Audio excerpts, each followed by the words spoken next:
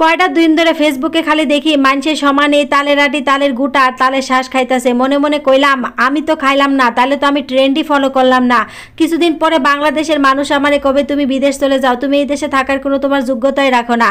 তাই আজকে পোলার স্কুল থেকে আনার সময় চিন্তা করলাম আজকে বাংলাদেশের যেই কোনার মধ্যে এই তালের আটি তালের গুটা তালের শ্বাস আছে সেইখান থেকে এই জিনিস কিনাই না, আজকে আমরা ট্রেন্ড ফলো করব, আজকে আমরা এটাই খাবো।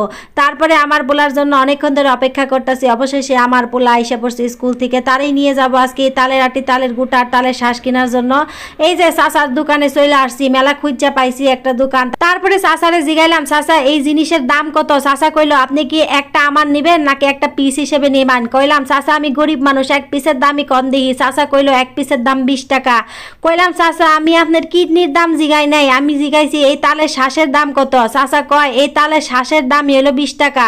কইলাম চাচা তাহলে একটা আমান তালের দাম কি তাইলে 60 টাকা? কয় জি 60 টাকা। দাম শুনে বিশ্বাস করেন মনটা চাইলো এই মাটি তুমি ফাঁক হ, আমি ভিতরে ডুইকা পড়ি, কিচ্ছু করার নাই। চাচারে মনে মনে কইতেছিলাম চাচা আপনি বাড়ির যান গা, এটি আজকে আমি বেশি, কারণ আমার একটা বাড়ি আর একটা গাড়ির প্রচন্ড দরকার, এটি বেচলেই তো আমি গাড়ি আর বাড়ি কিনা ফেলামো।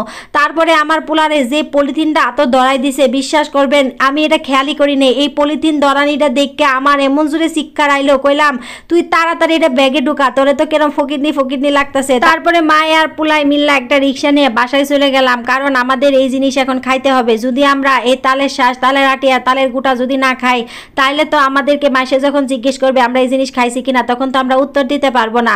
যাই হোক এইখানে আমার দুই পোলা বিরাট মারামারি লাগাইছে। এই যে তালওয়ালা বেটার 3টা কিডনি নিয়ে 3টা যে মারামারি লাগাইছে, কইলাম এই কিডনির ভিতরে যে পানিটা আছে পড়ে যাবো গা, আস্তে আস্তে খুলো।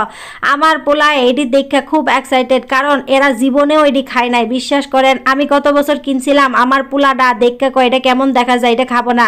এরা এইরকমই, এদের যেটা চোখকে দেখতে ভালো লাগে না এটিরে খায় না। যেহেতু আজকে এই বছর প্রথম কিনছি, এরা আগের বছরের কথা এদের মনে নাই। তারপরে যে উৎসাহ নিয়ে আমার পোলা দুইটা এটা সুলতা ছিল, দেখেন বড় পোলা সুলতেই পারে না, খুশা সহ খায় ফেলাইতেছে। কইলাম খা, এটা তো একটা ডায়মন্ডের মতো, এটা তো অনেক দামি জিনিস, এটা না খাইলে শরীরের পুষ্টি চাহিদা পূরণ হবে না, এটা যদি না খাস তাইলে মনে কর ব্রেন ভালো হবে না, এটা খা। যেমনি বাংলাদেশের মানুষ এটা খাইতেছে মনে হইলো ব্যাপারটা এরকমই, এটা না খাইলে ব্রেনের সমস্যা হয়ে যাবে, হার্টের সমস্যা হয়ে যাবে, চোখে কম দেখবে। কইলাম খা, খায় আত্মা ঠান্ডা কর, শান্তি কর। আমার ছোট পোলা এটারে ছামসায় খুমসায় ছেঁড়া বেড়া বানাই ফেলাইছে। কইলাম বাজান আমারে দাও, আমি চুলাই দেই। আমার পোলা কয় কি না আমি একলাই পারবো, অনেক উস্তাদ, ও সব জায়গায় উস্তাদি করে, এই তালের আটির সঙ্গেও সে উস্তাদি শুরু করছে।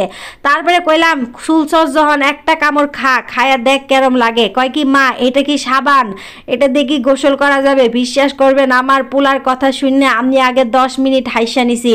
কয় মা এটা তো সাবানের মতোই লাগে, এটা দিয়ে তো আমি গোসল করতে পারবো। কইলাম পোলা এটা তো সাবান না, এটা খাই, তুই একটু খা। কয় কি এটা তো কোনোভাবেই খাওয়া যায় না, আমি এটা খাবো না। তারপরে তার পাশে থাকা কাপড়ে বলল তুমি এটা খায় ফেলো। তারপরে আমাদেরকে টাটা বাই বাই দিয়ে চলে গেল। দেখেন কি কারবারটা করছে। এই হলো আমার পোলার।